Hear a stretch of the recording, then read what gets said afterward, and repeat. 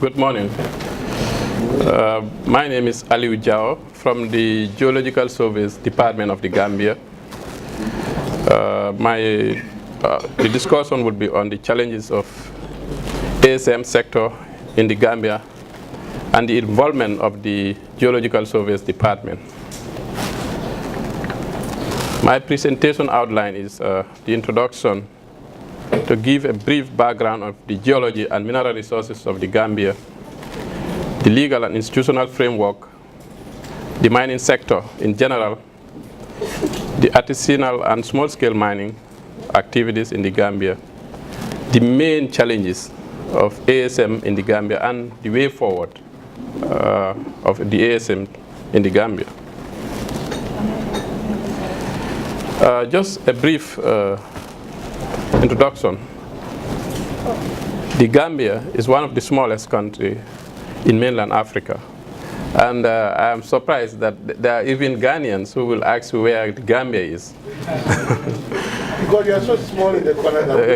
You see, it's a coastal state with an area of about 11,000 square kilometers, which is a small mining district in some other countries, and a population of 2 million. The major significant proportion of the population depends on agriculture. Tourism is also a sector that is contributing to the GDP of the Gambia. And of late, the exploitation of the mineral resources is also coming up. This is just a map showing where the Gambia is in West Africa. For some of you who don't know where the Gambia is. The case of the Gambia is unique in the sense that it's the same Geological Service Department that is doing the role of the Mineral Commission. The Gambia, as we all know, is not a major mining country.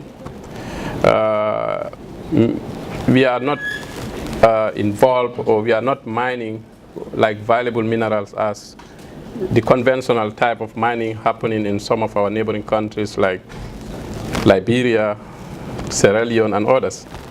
But nonetheless, there are mineral resources that we are also involved.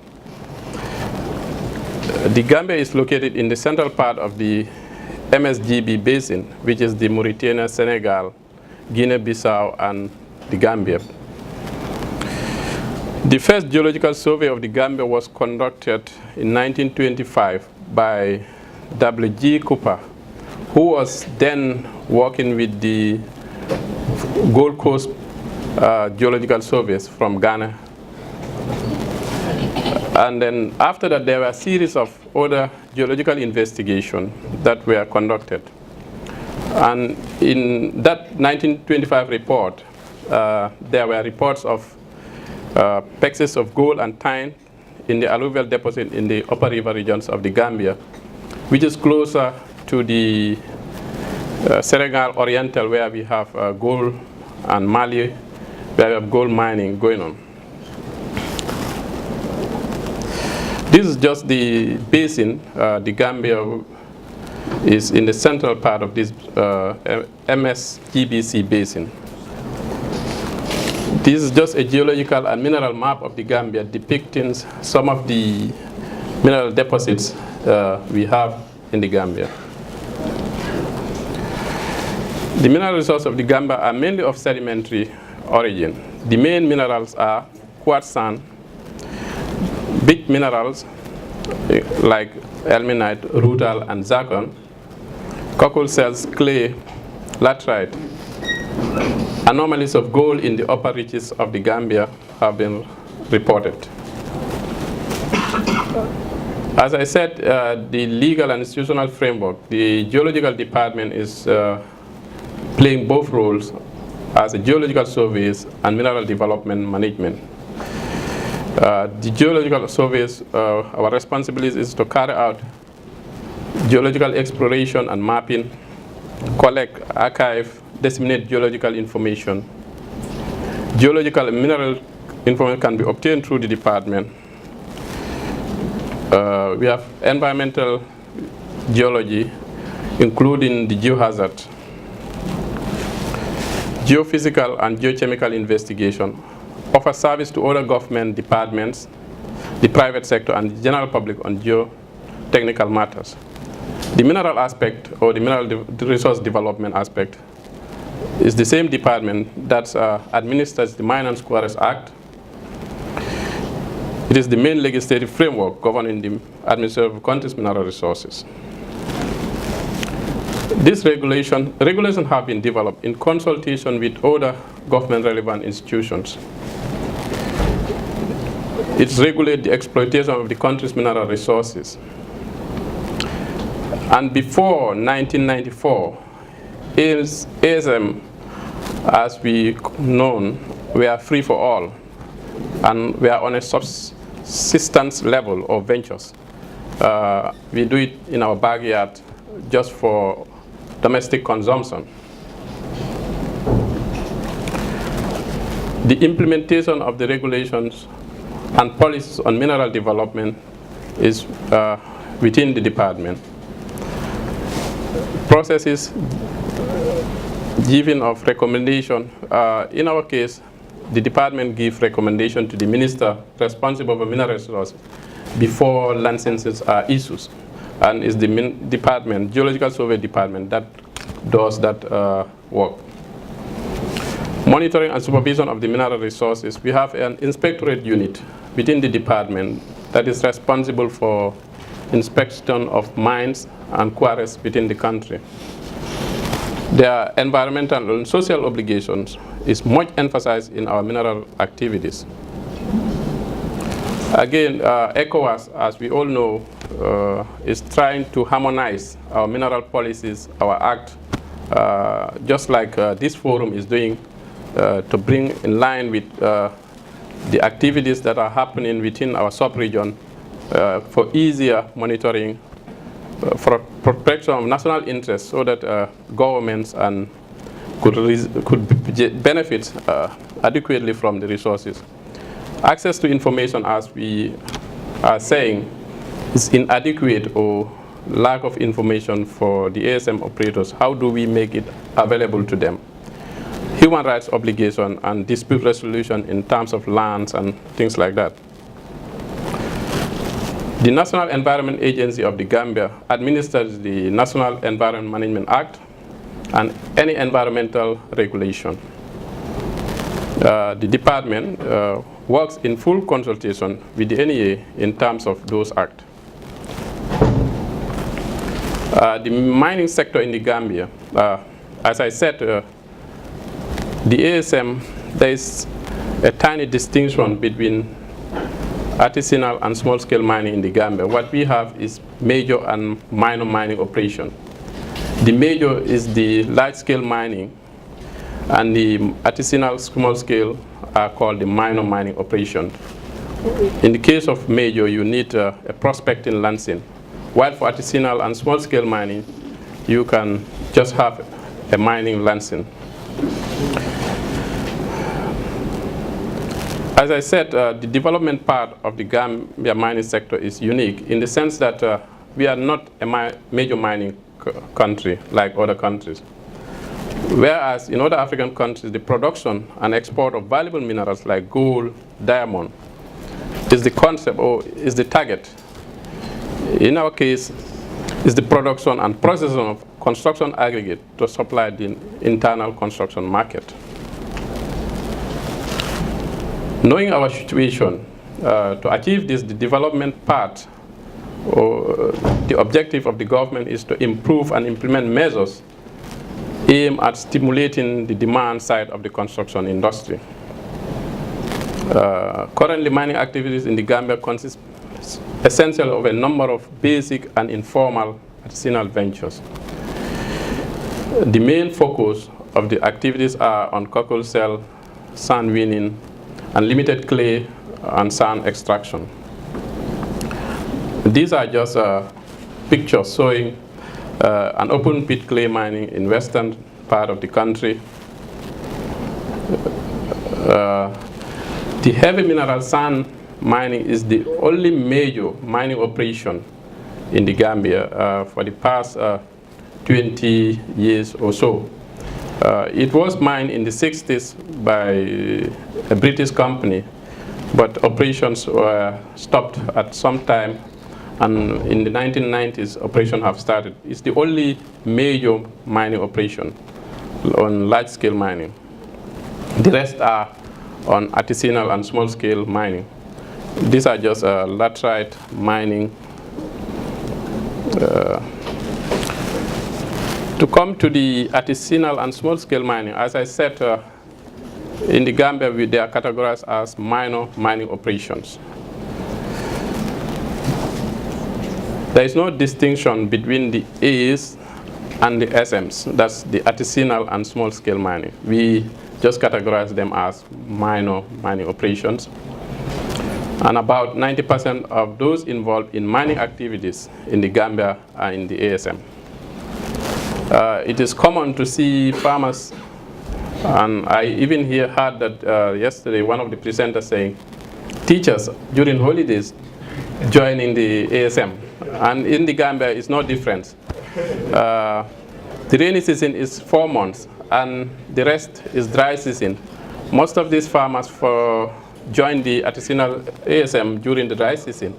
And not only farmers, other skills laborers during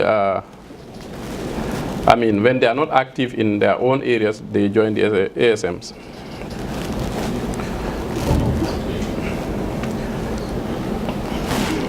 Okay. The type of ASM activities, as I said, it varies from individual quarry miners seeking a subsistence livelihood to groups of people panning for gold. As I said, Gambia is not known for mining or export of valuable minerals, but in all the reports, geological reports, the occurrence of gold have been mentioned in the upper reaches of the Gambia, and is bordering areas where mining is taking place. I'll just give you a case or a scenario where a Gambian who lived in Sierra Leone for over 20 years was involved in mining in Sierra Leone. So when he retired and returned back to the Gambia, one day he was working in the field and came across some quartz vein.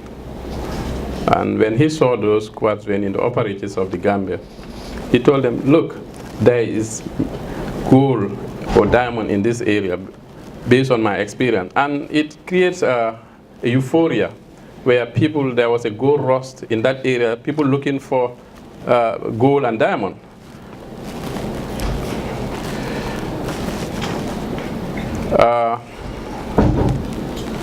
There are legal, artisanal, and small-scale, as we call them, mine operators. In that, they have to be registered. You have to be a registered business entity. They can access geological information through the department. They are obliged to obtain, before mining, you are obliged to obtain a landowner's consent. In other countries, we understand they call it surface rental. They are subjected to environmental impact assessment prior to processing their application. And then if they applied for mining license, they are obliged to pay royalties and other obligations such as rehabilitation of areas or reclamation. There are also illegal miners, we call them ASM activities. Many times, the locals, taking advantage of the landowners' ownership, would just venture into their fields doing activities that are not in line with the law. And though some of them would approach the traditional landowners and pay what we call luasare. These are fees that they pay to the landowner for just using your land to extract mineral. And it's a common practice for miners to just venture into the fields and negotiate with the traditional landowners outside of government regulation, operating on their own. But in such, they don't do any land reclamation. though we have inspectorate unit that normally inspect all the fields, as you can see, the Gambia is not a big country, 11,000 square kilometers. We have an inspectorate unit that is responsible for inspecting those fields. And in most cases, what we do as a department is to encourage them to come on board the regulated operators. Most of these regulated operators were first started as illegal miners. The trade of ASM also do create opportunities, and the main reason why so many people are involved is the opportunities it create jobs for so many Gambians.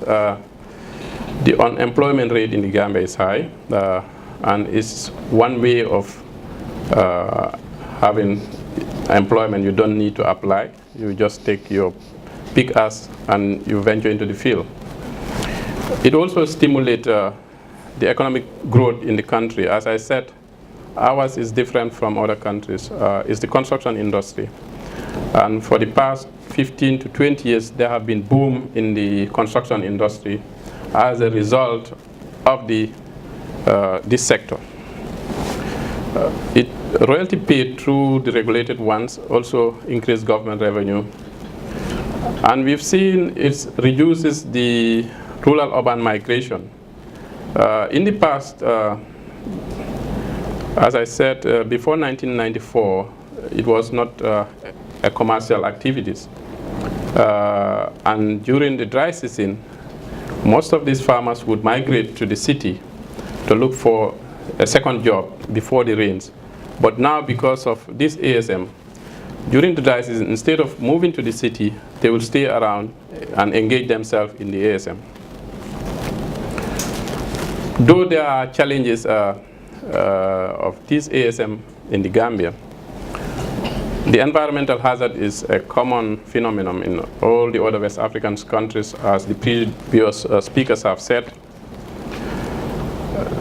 This development comes at the expense of natural environment, including, in our case, the deforestation of the woodland, because the construction material, the volume of material needed, you will need to destroy so much square areas, surface areas, to get this material.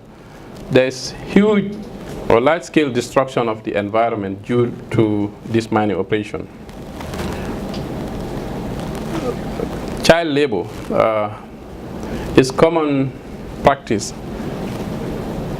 Children or students going to school during holidays, you see them venturing to get income to sponsor themselves at school.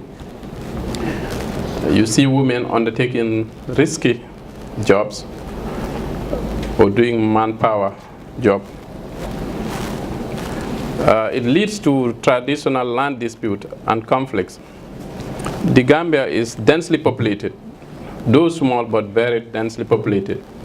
Land is a concern, and traditional landowners sometimes would give land to an operator. There are frequent problems that the land might be owned by another traditional landowner.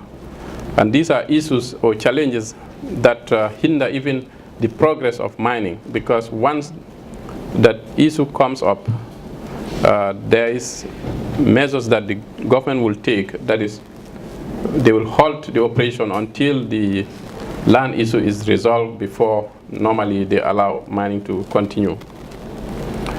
As I said, land degradation. The Gambia is close to semi-arid and desert areas. And with the rate of destruction that these ASMs are creating in the country, if that rate continues, very soon the Gambia would be a semi-arid region. Child labor, as I said,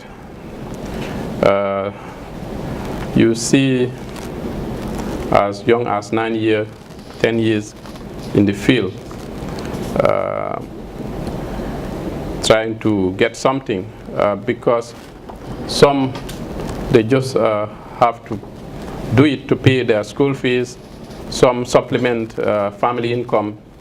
So child labor is a concern to the government.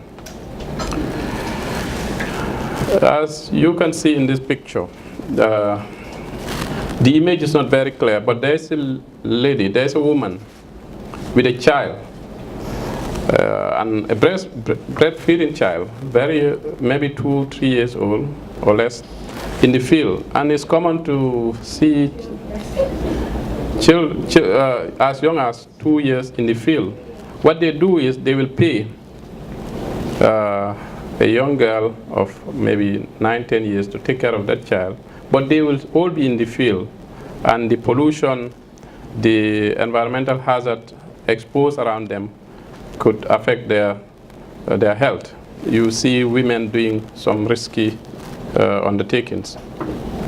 All these are dangerous mining practices in the region or in the country.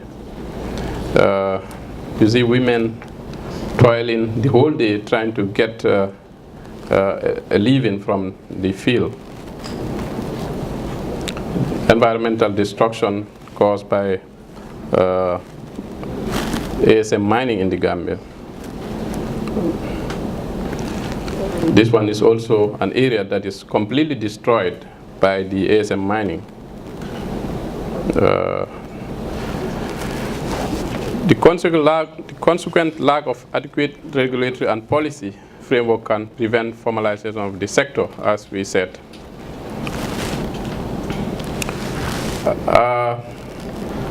Inadequate and inability to access. There is always this, people who are saying that lack of or inadequate geological information, but there are sometimes geological information, but the problem of the ASM, the inability, for instance in Ghana, the large-scale mining companies can have access to geological information through the geological surveys. But the ASMs, because of their inability to have access to those information, that's the problem. It's not lack of information. The environment in which they operate also discourage investment, contradiction of different and official. In our case, the local authorities in the regions, sometimes think is their mandate to regulate these illegal miners or ASM operators in their regions.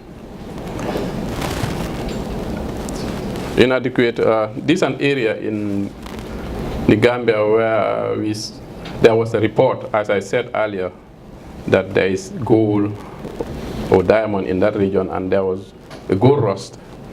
The whole community was involved, just digging, but unfortunately, there wasn't, because they lacked the geological information or inability to have a report on whether there was mineral resource or not. Human resource organization, lack of organization and cooperation hinders their development. The way forward, there is no regulation in terms of health and safety of miners. Fair and reasonable compensation for disturbance and damage to land owners. As I said, the type of operation in the Gambia where huge or wide areas are destroyed on a daily basis just to extract these resources. There should be a form of compensation for those landowners whose lands have been destroyed. Environmental and social obligations should be emphasized in mineral resource activities. Sustainability, as the professor said yesterday, in terms of mining, what we are emphasizing is let the operation not hinder other developments by promoting ecological integrity, by ensuring that the livelihood activities do not irreversibly degrade natural resources within a given ecosystem. Integration of ASM into national poverty reduction. strategy and to mainstream them into the economic system of the country. The ASM be offered financial and technical support, like the first day somebody said with bankable documents, and I said accessible geological information. There is information, but how do they access those information? That's why after the presentation from my friend from Nigeria, I asked how do they make those information available. We need to know how do we make those information available to the rural people or to the legal miners in the field. Rehabilitation is key in terms of sustainability. Stiff penalties for offenders, and to have effective monitoring and management of the ASM in the Gambia. Thank you.